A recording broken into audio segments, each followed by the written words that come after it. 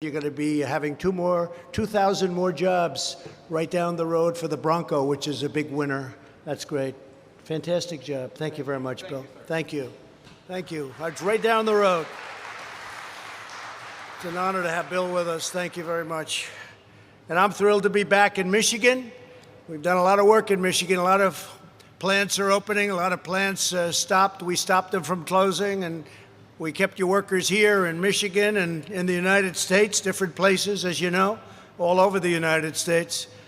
But it's an honor to do. It's one of the reasons I'm standing here. In fact, years ago, I was honored, long before I ever thought of the presidential situation. I was honored in Michigan, and I said, how come you're losing so much of your car business to Mexico and other places? And I asked that question very innocently. It was probably 10 years ago. The Man of the Year, they named me Man of the Year in Michigan. And I said, what's going on in Michigan? And we've stopped it. And thanks to a lot of great companies like Ford, a lot of things are happening here. And that's why I'm so honored when Bill mentioned the plant that you're going to be doing 2,000. And it's also a great success, the Bronco. So that's really, really big news. Thank you very much. Thank you. And I'm honored to stand on a factory floor operated by the incredible workers of Ford Motor Company. You really are tremendously talented people. I know it. I'm not sure everybody in the world knows it, but a lot of people do, and they're all going to know it after this speech. But you are really talented, great people. Thank you very much for doing a great job. We know what it takes. Few people have that ability, few. In our nation's war against the invisible enemy, the hardworking patriots here today answered the call to serve. You proved that the American worker is built Ford, and you're built Ford tough. A great expression. You still use that expression, I think, Bill, right? That's a great expression. And let's see, can I use it for maybe myself? Built Trump tough. I don't know. They may say that's a takeoff. That's no good. You can't do that. And you've made really America proud, and you've made Ford proud. And America is very proud of Ford. Right here at the Rawsonville component plant, you're building a great medical arsenal to defeat the virus and cement America's place as the leading manufacturer and exporter of ventilators anywhere in the world. We're now getting calls from other countries, many other countries, both friend and foe, believe it or not. We get calls from foe, and we want to help them out too. And we're making thousands and thousands of ventilators. And I think we really sort of started right over here. We got a call very early on from Bill and the group. And this is incredible what's happened and what you've done. With your help, not a single American who has needed a ventilator has been denied a ventilator, not one. And as you remember, we took over empty cupboards. The cupboards were bare. And we got into the business of ventilators and testing and all of these other things. Now we've done 14 million tests. The second country is at 3 million and less than 3 million. Germany, South Korea, and they've done a good job, but we're at 14 million tests, and the tests are the best of all. But on behalf of our entire nation, I want to say thank you very much. Thank you very much for doing a great job. Driven by the love and sweat and devotion of everyone here today, we're saving lives, we're forging ahead, and as of this week, the beating heart of the American auto industry is back open for business. That started right away, didn't it? It starts right now. And you have all those supply chains coming in. They're going to come through, because if they don't come through, just build the product right here, okay? Because, you know, that can happen too. But we heard that. It's a big story that we're starting with the cars now, and it's going to be a big success. In addition to many wonderful UAW workers, we're joined by Secretary Ben Carson, who's done a fantastic job. Where's Ben? Ben is here. Thank you, Ben. Where is he? Oh, there he is. Hi, Ben. Thank you, Ben. Thank you.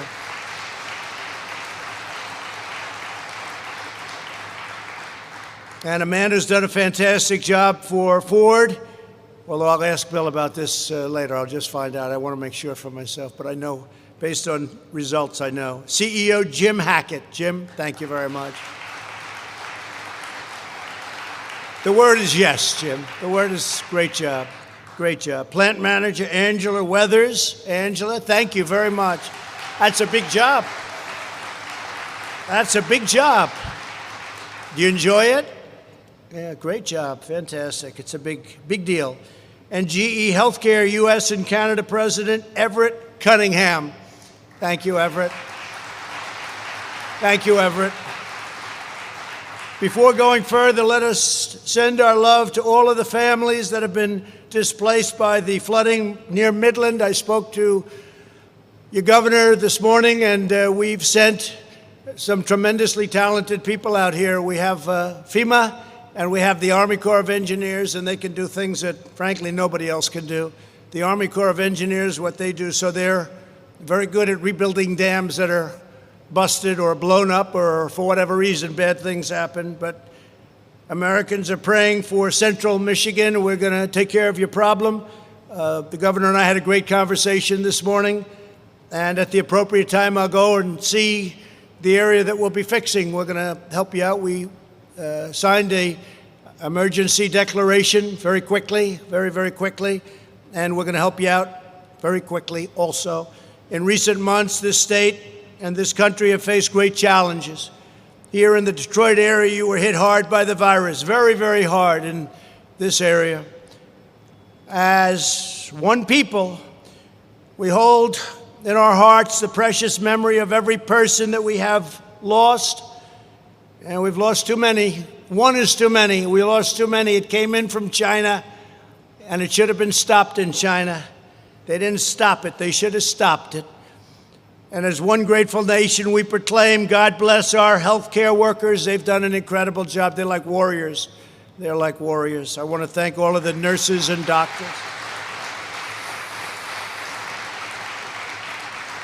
Because of the virus, Ford was forced to stop automobile production for the first time since World War II. That's something. But you did not despair. Your company leadership called up the White House and asked the most American of all questions, how can we help? True. I said, that's nice. That's very nice. Every one of the workers in this project volunteered to take part in the greatest industrialization and mobilization project that our society's done, the American people have done in our lifetimes. The company founded by a man named Henry Ford, good bloodlines, good bloodlines. If you believe in that stuff, you got good blood. They teamed up with the company founded by Thomas Edison. That's General Electric. It's good stuff. That's good stuff.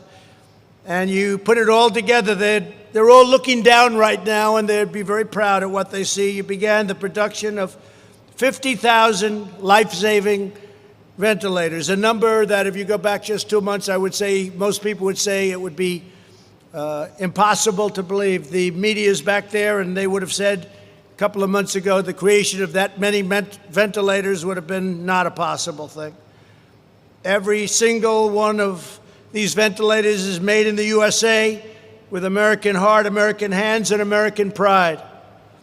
Just as your great-grandparents produced more than one Model T every minute, just as your grandmothers and grandfathers produced a B-24. You did the B-24 bomber. I saw pictures in the back.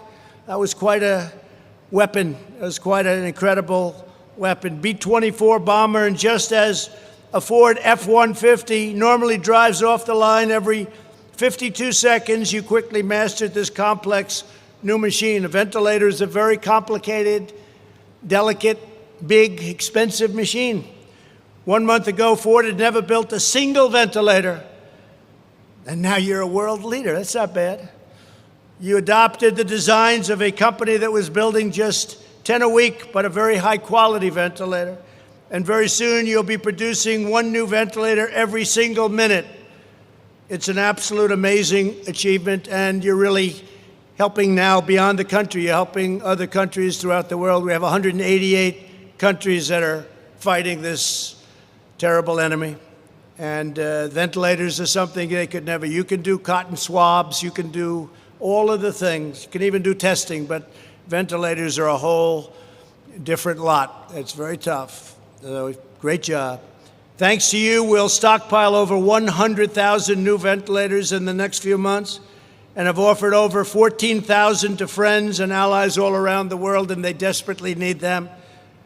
Just this week, I spoke to 5 countries. They called me, is it possible to get ventilators to them? And I'm sending them over. I want to recognize just a few of the exceptional Americans who made this historic feat possible. Keith Pastorino is an electrician here in Rawsonville. Keith, please tell us what you've done, how you like it. Come on up. Let's see Keith. Oh, look at Keith.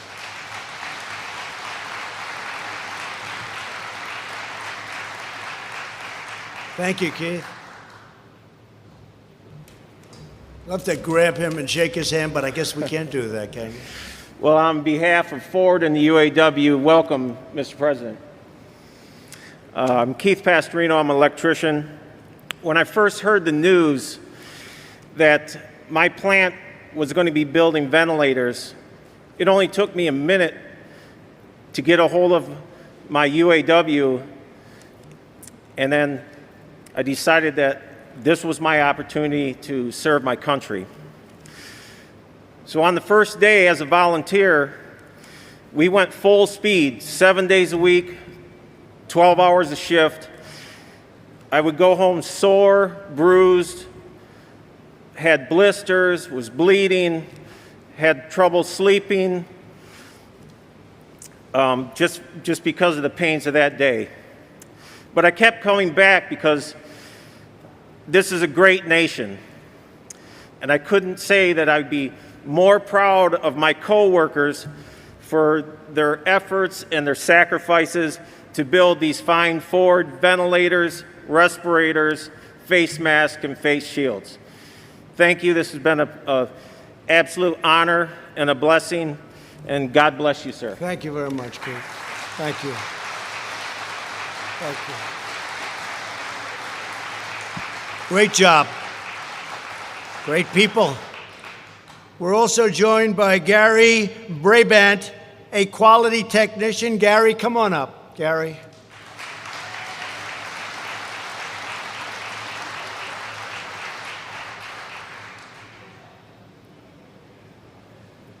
Thanks, Gary. Good afternoon. Thank you, President Trump, for the honor to tell my story. My name is Gary Brabant, and I'm a 4th-generation Ford Motor Company employee. My grandfathers worked for Ford Motor Company during World War II, and my father retired from Rawsonville after 41 years. I always knew growing up I wanted to work for Ford. I am very, very proud of the part of the ventilator project and the amazing job done by Ford and the UAW team here. I had anxiety when I received the call to volunteer. I didn't want to get sick or take it home to my family. However, upon arriving here on the first day, I felt safe due to the new policies and procedures put forth by our UAW health and safety team. It's a great feeling to know everything we are doing here and each assembly we make is saving somebody's life. Thank you, Mr. President, and God bless America. Thank you very much. Thank you, Gary. Thank you, Gary, very much. With us as well is Adrian Price, who has helped lead this effort as one of Ford's top engineers, highly respected. Come on up, please, Adrian.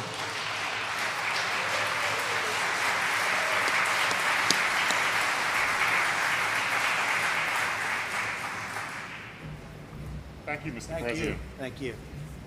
Really thank you for the opportunity to represent my friends and colleagues who've been involved in Project Apollo. I'm honored to be part of a team that over the last few weeks has been able to produce more than 17 million of these face shields, 13 million surgical masks, 32,000 pressurized air purifying respirators, and here at the Rawsonville facility, produce a ventilator every 60 seconds.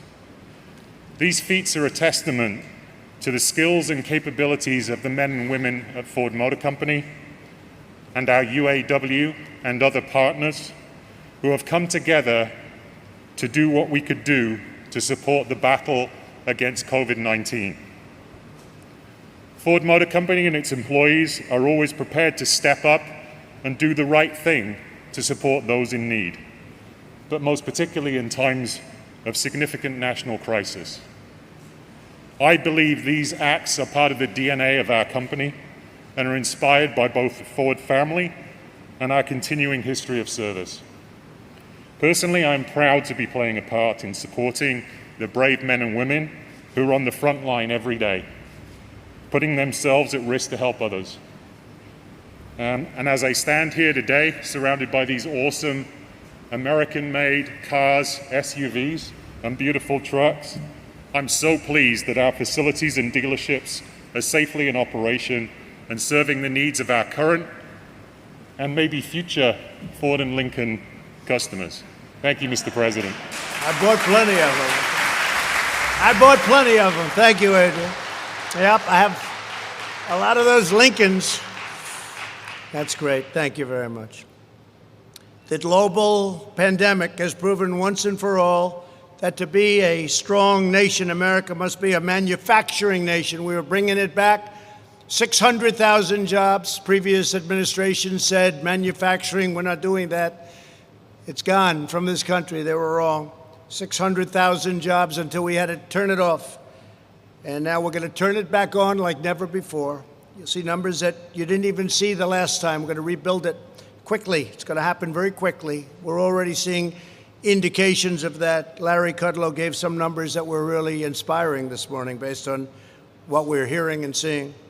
True national independence requires economic independence. From day one, I've been fighting to bring back our jobs from China and many other countries. Today, I'm declaring a simple but vital national goal.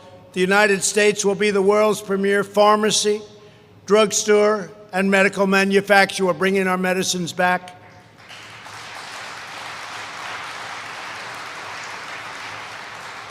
And many other things, too.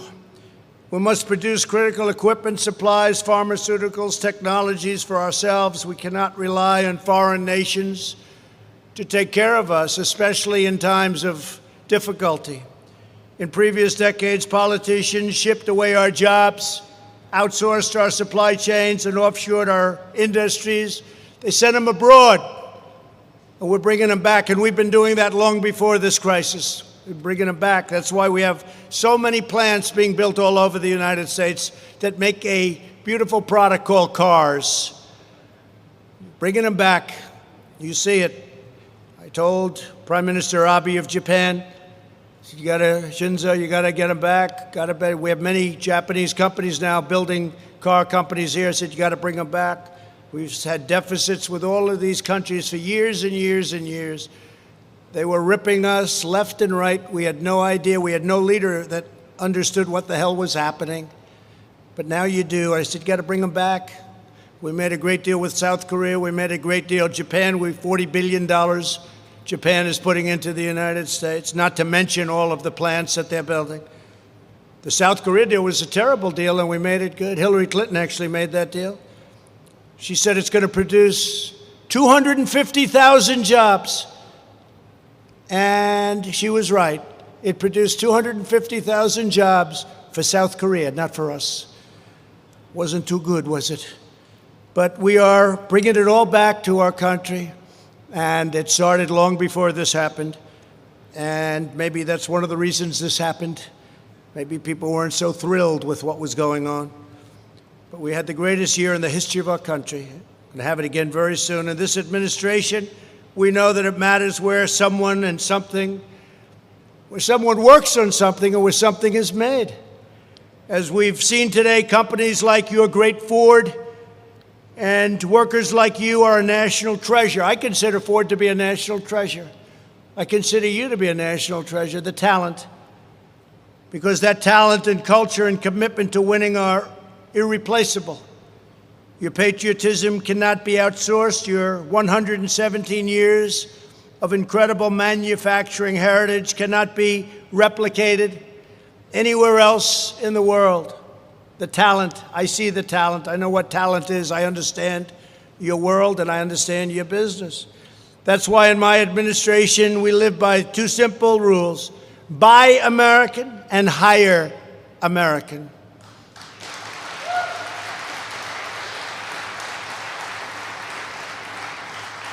And we have another rule that you may have heard on occasion. It's called America First. We didn't have America first. We had America last under previous presidents. They were more concerned with the world than they were concerned with their own country. My first week in office, I withdrew from the job-wrecking Trans-Pacific Partnership, which would have destroyed the auto industry. I don't know. I never asked you about that, Bill.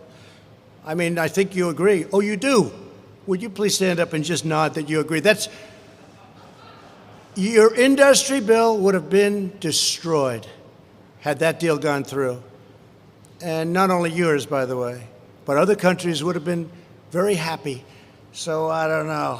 I don't know how the hell these unions aren't endorsing Trump instead of the standard Democrat. A Democrat that doesn't even know where he is. We renegotiated the catastrophic deal with South Korea to preserve the protective tariff on foreign-made pickup trucks. You know, the chicken tax, they call it, right? You know what the chicken tax is? Most profitable thing you have. You know why? Because of the chicken tax that was expiring a year ago, and I got it extended. Because of that tax, it's one of the most profitable products. You live for that product, right? I kept my promise to replace the NAFTA disaster with a brand new USMCA, which is a fantastic deal for our country. Tough new requirements under the USMCA ensure more cars to be built in American plants by American labor, and even labor endorsed it. But you know, the big thing is you're losing all your car industry. You weren't going to have a car industry left. Now, people aren't going to be moving back to Mexico. They're not going to be moving back, and you're going to have it the other way. At the same time, we preserve our relationship. Mexico's actually been very nice. Our border is the strongest it's ever been. We're up to over 200 miles of brand new, beautiful border wall, and that 200 miles is pristine. Nobody comes through. This is a serious wall. It's a serious wall. And it's incredible what we've done there, too. We had the best, among the best months we've ever had. And now when somebody comes across, we bring them back. We don't go through 5 years of litigation. In the other days, or the older days, not so long ago, if they stepped a foot into our country, they ended up, you had to be Perry Mason. You end up in a court case. And it took years. You'd release them into the country by law. And then you say, come back in 5 years for your trial. And only the very stupid people came back, about 2%. They didn't come back. Why should they come back? They were released into our country. We don't do that. We don't do that. And we want people coming into our country, but we want them to come in through merit, and we want them to come in legally. It's very important. I'll continue to fight for U.S. auto workers as we rebuild our economic strength. Our strategy for a phased and responsible reopening protects those lives, those American lives, those high-risk American lives from the virus, while allowing those at lower risk, such as young, healthy people, where they just have a much, much lower risk. We've learned a lot. You're a certain age, you have a problem with diabetes, or you have a problem with your heart, you're a prime suspect for this horrible disease. It's a terrible thing. So we've learned that young people do very well, incredibly well. Older people, especially older people that have problems, they don't do well at all. So we have to protect those people. And we want to get everybody now safely back to work, and we're going to do that. I spoke today about our churches. Our churches are closed, and I said to CDC, I had a great conversation. I said, our people want to go back to church on Sundays. And our churches want to take care of their parishioners, their people that go to worship. And you're going to see something come out very soon about opening up our churches. A permanent lockdown is not a strategy for a healthy state or a healthy country. Our country wasn't meant to be shut down. We did the right thing, but now it's time to open it up. A never-ending lockdown would invite a public health calamity. To protect the health of our people, we must have a functioning economy. And as I said, and I'll say it 100 times, we're going to have an incredible year next year, right at the beginning. Even our fourth quarter is going to be very good. There's a tremendous pent-up demand, and that includes for your cars.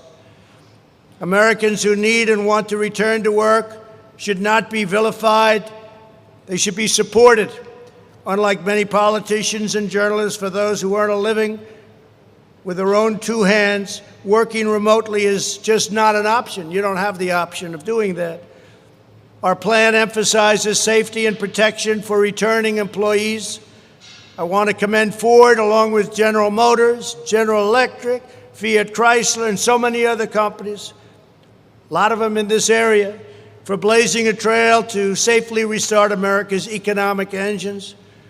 You are demonstrating that we can open our country while taking precautions like social distancing, daily medical screenings, strict hygiene. You can get tremendous numbers of very quick temperature checks. Whoever heard they aim a camera right there and 2 seconds later they tell you your temperature more accurately than the old days where you put it under your tongue for 2.5 minutes. This is a little better, but you get temperature checks. And I want to thank you all for leading America back to work. You look at states like Florida, Georgia, and many others where the numbers have actually gone down. They're open, but their numbers are going down, and very substantially down. With your help and our policies, this country is poised for an epic comeback. This is going to be an incredible comeback. Watch, it's already happening. Within the next year, we are going to be exceeding any expectation. And I've had a good gut feeling about a lot of things, including running for president. I said, I think I could win. And I guess I was right.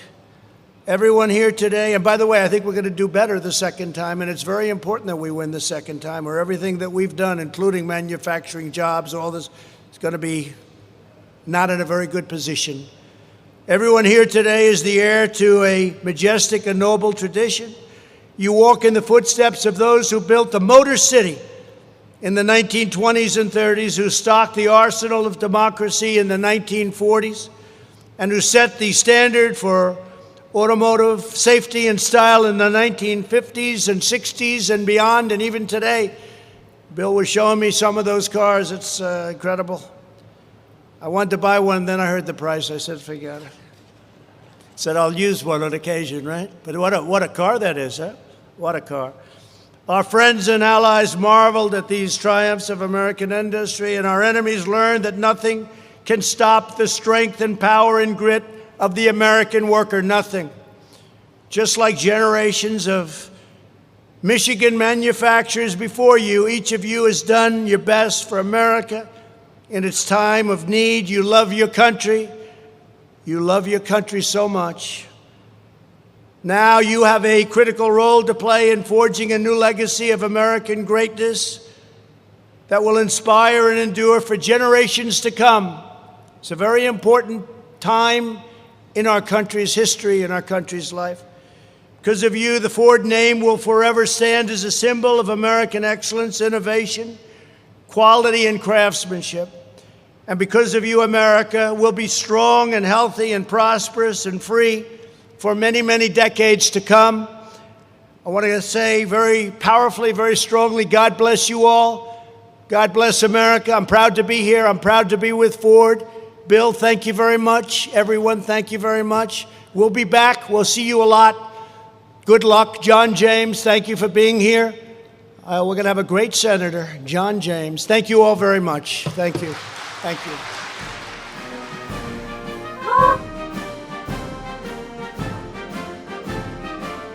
All right, folks, thank you so much for joining us and choosing us as your stream of choice. We want to give a big thank you to MJ Mosier. Thank you so much for your support through Super Chat. But yeah, folks, thank you so much to everyone that shared the live stream on social media.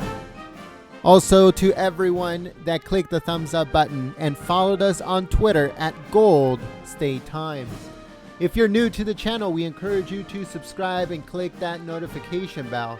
Once again, if you are new to the channel, this is your very first time, or you've been with us for a while and you've been on the fence about subscribing, click that subscribe button, click that bell, and hopefully YouTube sends you a notification. But if you want to get notified 100% of the time compared to 10% of the time with YouTube, then all you have to do is send a text message with the word Trump Live to the number 555-888. Once again, to get notified by us directly through text message, all you have to do is send a text message with the word Trump Live to the number 555-888. We'll add you to the list, and you'll get notified for future live streams 100% of the time instead of very few like with YouTube. We also want to give a big thank you to our moderators for keeping the chat clean and enjoyable for everyone. You guys do an amazing job, and we'd like to thank you so much for your hard work and your support.